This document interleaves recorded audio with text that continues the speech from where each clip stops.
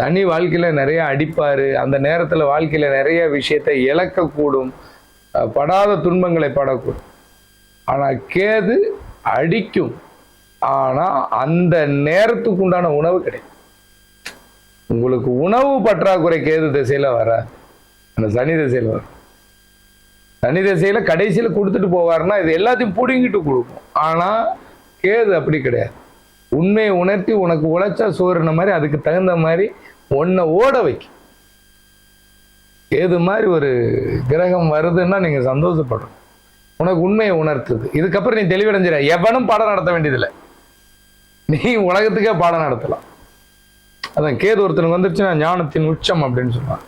ஆனால் சின்ன வயசுல ராகு தான், ஒருத்தனுக்கு ராகு இருக்குன்னா அளவுக்கு அதிகமான லாங்குவேஜ் பேசும், அளவுக்கு அதிகமான லாங்குவேஜ் பேசும். ஒன்றுக்கு மேற்பட்ட லாங்குவேஜ் பேசுகிறானே இல்லை ராகு.